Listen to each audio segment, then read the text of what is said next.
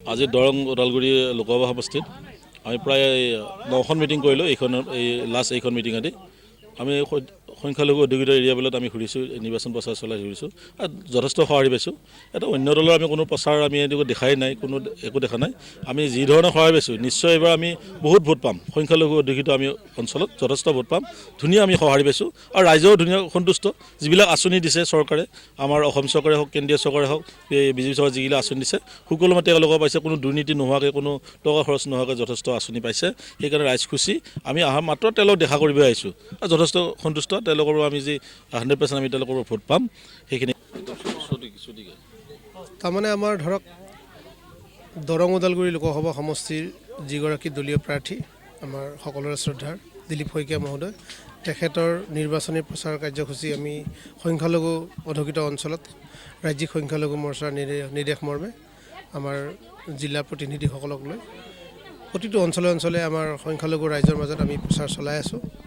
আৰু বৰ্তমান দেখিছোঁ সংখ্যালঘু অধিকৃত অঞ্চলৰ ৰাইজ যথেষ্ট সজাগ হৈছে। সংখ্যালঘু অধিকৃত অঞ্চলৰ ৰাইজে সম্পূৰ্ণৰূপে আমাৰ মাননীয় প্ৰধানমন্ত্ৰী নৰেন্দ্ৰ মোদী মহোদয়ৰ যি সুনেতৃত্ব তাৰ প্ৰতি আস্থা ৰাখিছে। সকলো জাতি ধৰ্ম নিৰ্বিশেষে উন্নয়ন সাধন কৰি যোৱাৰ কাৰণে আমাৰ সংখ্যালঘু অধিকৃত অঞ্চলৰ ৰাইজ সম্পূৰ্ণৰূপে সহযোগিতা আগবঢ়াইছে। এইবাৰ আমি দেখিছোঁ, এইবাৰ লোকসভা নিৰ্বাচনত সংখ্যালঘু ৰাইজৰ ভোট যথেষ্ট পৰিমাণে আমাৰ নৰেন্দ্ৰ মোদী মহোদয়ৰ নেতৃত্ব ভাৰতীয় জনতা পাৰ্টীৰ চৰকাৰৰ প্ৰতি পৰিব আৰু ভোট প্ৰদান কৰিব। আমাৰ পাৰ্টীজনক যদি সহায় কৰে নিশ্চয় এইটো আপোনালোকৰ মূল্য। আমি যদি আপোনালোকে 99% ভোট দিব পাৰোঁ, 100% ভোট দিব পাৰে, আমাৰ কাৰণে ভাল হ'ব। এইবিলাক যিবিলাক ৰাজ্যিক সমস্যা আছে, যথেষ্ট সমস্যা কমি আহিছে। এই 14 বছৰত ৰাস্তা ঘাটৰ যিখিনি সমস্যা আছিল প্ৰায়খিনি সমস্যাৰ সমাধান হৈ আহিছে আপোনালোকৰ জ্ঞাত। গতিকে আৰু কিবা সমস্যা যদি আছে নিশ্চয় আপোনালোকে আমাৰ চৰকাৰৰ লগত দলৰ লগত থাকক, যথেষ্টভাৱে আমি সহায় কৰি আপোনালোকক। আপোনালোকে আমাক সহায় কৰক, প্ৰাৰ্থীজনক ভোট কৰক।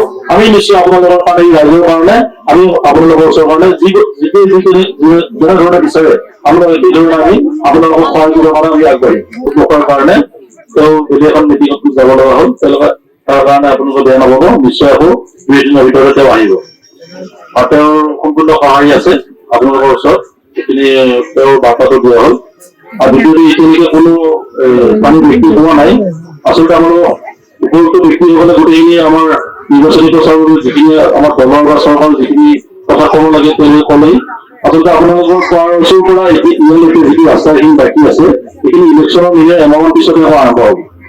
তাকে এতিয়ালৈকে কোনো কোৱা নাই, আৰম্ভ হ'ল। নিযুত মহিলাৰ জৰিয়তে যিসকল ছোৱালীয়ে মেট্ৰিক পৰীক্ষা দি পাছ কৰিব সেইসকলক 10,000 টকাকৈ দিয়াৰ কাৰণে তেখেতে চিন্তা কৰিছে।